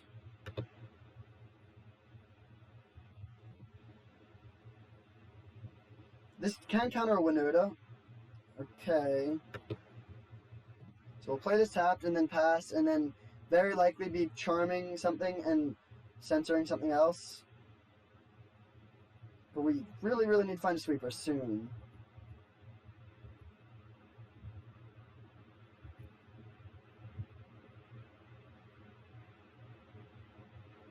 We're taking 2, 4. Oh, they don't attack with the war boss. Okay, that's great because that just means we can cycle and like have more draws. So we only take 4, 5, 6. I guess that's a decent amount, but we'll go to 4.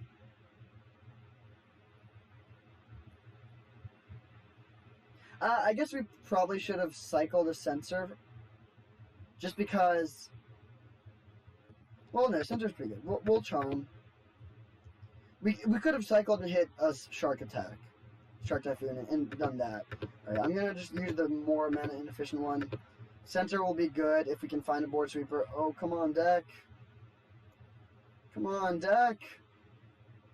Alright, I mean, we'll just. Let's see. We do have enough to cycle both of these. I'm going to play Azorius Charm first.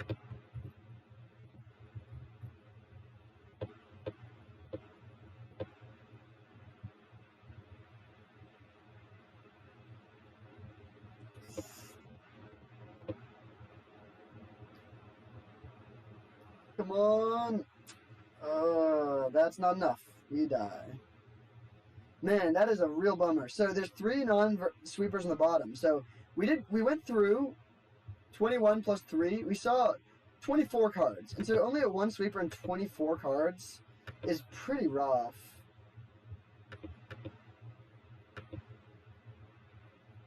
So we were 2 draws away. Close. If both of these centers were upped, we actually could have gotten there. Maybe. Like, assuming we just bottomed everything. But that's frustrating. I really felt like we could have won that game, but we just couldn't quite get there. Do we make any changes? I don't think so. Yeah, we'll run it back.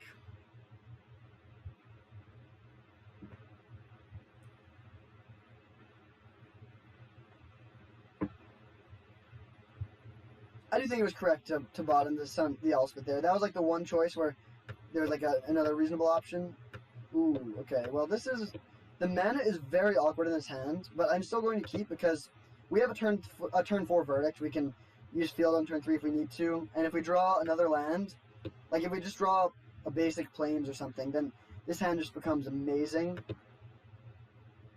And also, field is actually pretty relevant disruption against them since their mana is so bad.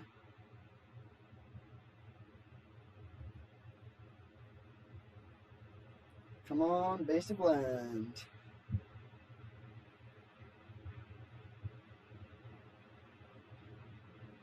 Alright, that's awesome. So now we can hold up Charm. And, I mean, I'd sort of doubt they'll be attacking the Llanowar Elves, but it's possible, I guess. The question is if we want to just cycle Charm if they don't attack with anything. And I kind of think the answer is yes. In general, 1-for-1 removal spells are not great against this deck. Like, we just want to draw towards as many sweepers as possible. Tithe Taker. Okay. Against that, I think I'm just going to main phase cycle this. Okay, well, Elf Jam is not what we wanted. I guess getting a second blue is okay. We'll just play another Mystic, sure.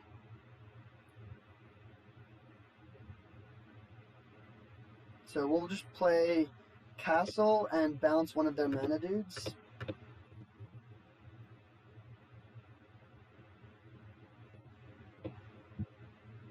Yeah, that seems good. Okay, Shark Typhoon is solid. So now they can't get a Winota trigger this turn no matter what. That's good. Oh wait, no, if they went Forest, no, they could, actually. If they went Forest, sack Tithe Taker to Eldritch Evolution, hit for 1, but that's not a great line. Okay. So they're just doing this, that's fine. I think we are going to just sweep the board here. Setting them back on mana is decent. It is, we would love it if they played another thing, but man, that's so bad. I guess alternatively we could go for a Shark Typhoon. So it'll cost 1 more for this. So we Shark Typhoon for 1. Make a 1/1. Trade with this. I guess the question is if they're going to play around Winota. If they... Yeah, I'm going to do that. If we had another Verdict, that would be one thing, but our hand is pretty light on action. Like, it's not like we can just Supreme Verdict untap to Fairy or anything. We really need to get maximum value from our cards. And so I think being able to kill the Spirit will be very good now. Okay, that's probably their last land, because usually that's the last card you play. Hopefully they don't just play Winota.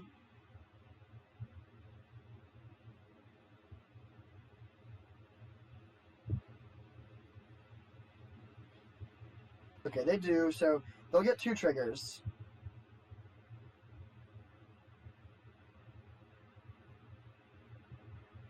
I really wish we had double blue. I think it would have been fairly unlikely that they would go for this play if they had, okay, they whiffed there, that's good. It'd be fairly unlikely for them to go to this play if we were representing Absorb, I think.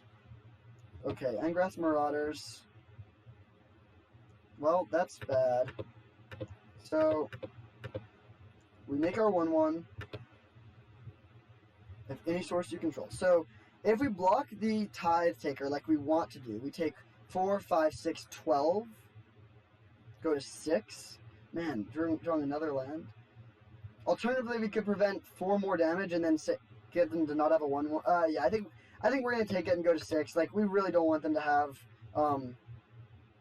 another dude in play for next turn in case they have another Winota or something. So we go to 6, kill all their stuff. Jeez. Okay, well, that is some very unfortunate mana flood. We kept a 3-lander. Actually, wait, have we drawn... Oh, no, we've drawn 1 spell. But we've drawn 1 spell and many, many non-spells, so That is pretty unfortunate.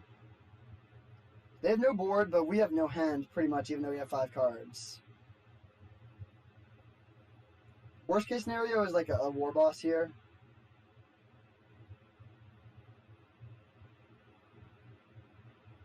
Well, they only have 1 card. Okay, well, Teferi bounce one of these guys.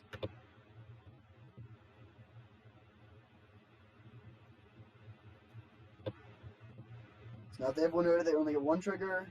Seal Away, that's solid, although not amazing.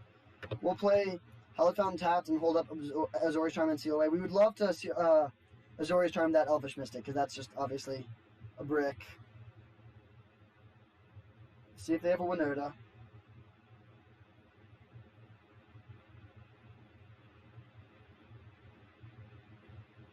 Tide Taker. Okay, that's annoying.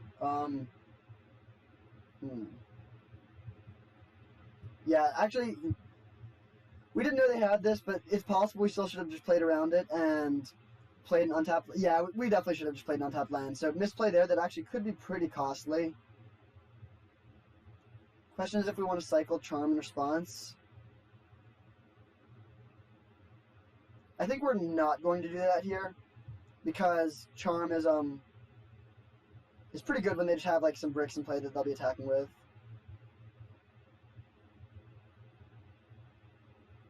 But yeah, if we could Charm this here and then untap with the Fairy, that would be way, way better, obviously.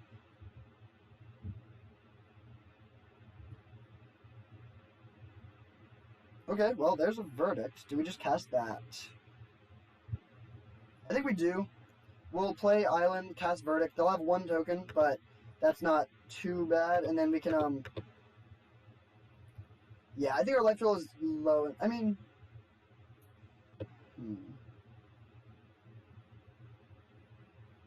Yeah, I think it is worth doing this. We'll sweep their board, and now we're holding up... Like, if they have Winota into Angrath's Marauders, we can just seal away the Marauders and then just take 1. And we also have the option of just, like, Azorius Charm your Spirit, or, sorry, seal away your Spirit, and then, like, if we draw into another Teferi later, we can just pick up our seal away. But no, I think if that's all they're doing, we're just going to take 1. Yeah, we'll just take the 1 here.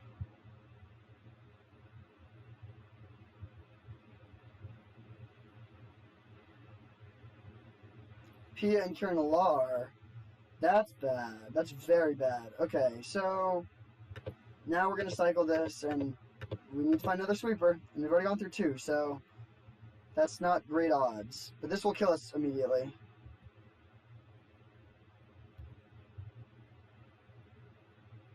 Yes!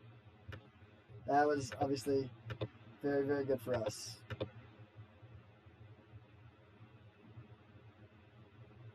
So they have nothing. They have 1 card in hand. We have a Seal Away.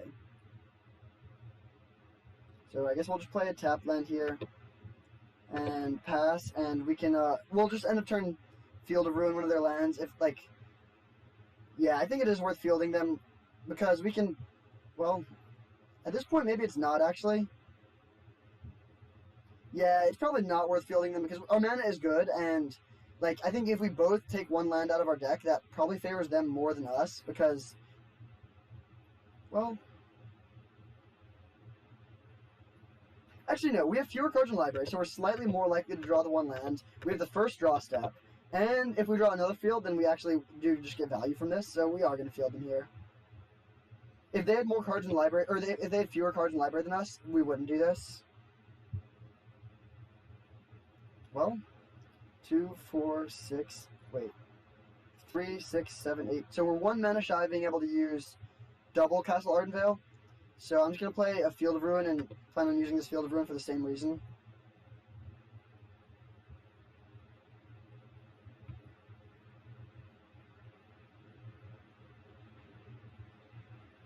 We have a lot of good draws. We have more good draws than they do. What? Oh, do they just have a... Are they just going to hardcast the 7-drop Marauders? That's funny. And totally fine. Like, we have Seal Away. Yeah, that is not too threatening. So, end of turn, we'll hit their Stomping Ground, which means they have to pay life if they want to... Oh, their life roll is pretty low. Now they have to pay life if they want to make red mana.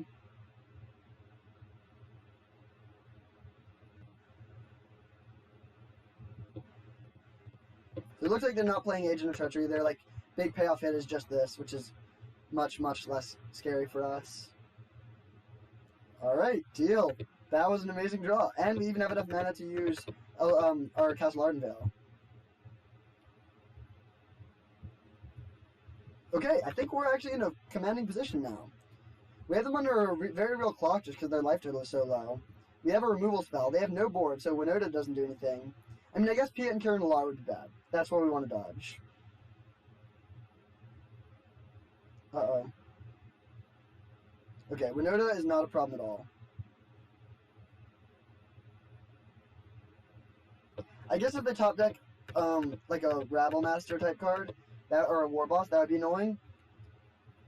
But it's still not even that bad. They get one Winota trigger. Well, there's another field. So we'll play that. 2, 4, 6, 8. So we can't make 2 1/1s if we use the field. No matter what, we're just going to play this, and then no point in attacking, so we'll pass.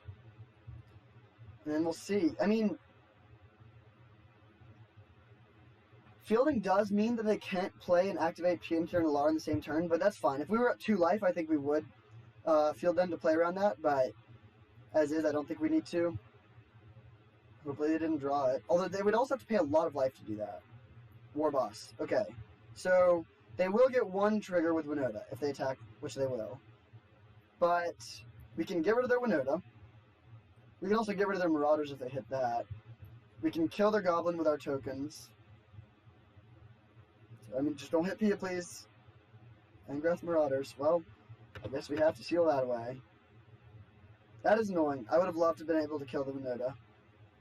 I guess we could still kill the Winota. Let's see. Right, next year we're getting back into Teferi. Let's think about this. There's a trophy on the line. So we can seal away Winota, make a Castle Ardenvale token, chump block that, trade with that, and then kill one of their lands. And they can't cast this again. Yeah, I actually think I would rather still kill the Winota. So we'll cast a seal away.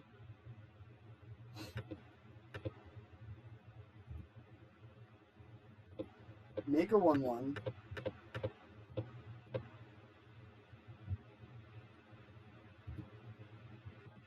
Trade there. Chump there. And then on our turn we can get back to Teferi and bounce this, and they won't be able to recast it unless they draw a land. And they'll have to pay life for that. So we'll bounce. I guess a land that can make mana without them paying life. 3 field runs on top of our graveyard. So we get an island. Now they only have 6 cards. Or 6 lands. We get back our Teferi. Well, that was a bad draw.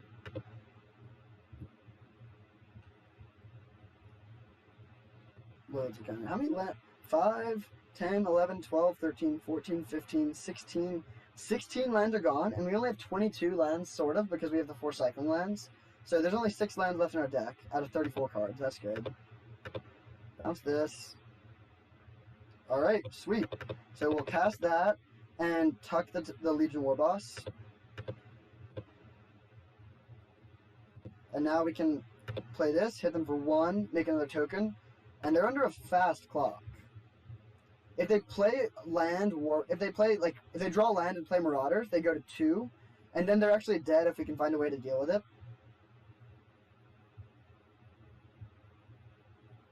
Pia and Kiran is still the scariest card. But again, they go to 2 if they play that. Alright, sweet! Wow, that's awesome. That's so cool. Alright, trophy in my first league with this deck. Really, really happy about that. The deck felt great. Yeah, it felt really, really good. We did not play against many sort of grindy Yorion style decks, and I'm expecting those to be a little bit bigger part of the metagame. So, but like the fact we sort of built our main deck to beat those with like all the inventories and no sealaways and whatever, and so the fact that we built our deck to beat a style of deck that we didn't even play against, and then we're able to still go 4-0 against the kind of decks that we didn't build our deck to beat is a really good sign. The deck felt great. Frantic Inventory, we did cut a lot, but I still think it's worth it because it's playable in all matchups and it's absolutely phenomenal sometimes. Yeah, I mean, it's hard to say things that were problems with the deck when it just went perfectly. So, yeah, that's awesome. I'll probably, I mean, I might make like one or two slight tweaks, but I'll try and record with this deck again at some point. Really happy to pull that off, and thanks for joining, everyone. I had a lot of fun, and I hope and bet you did too. See you next time.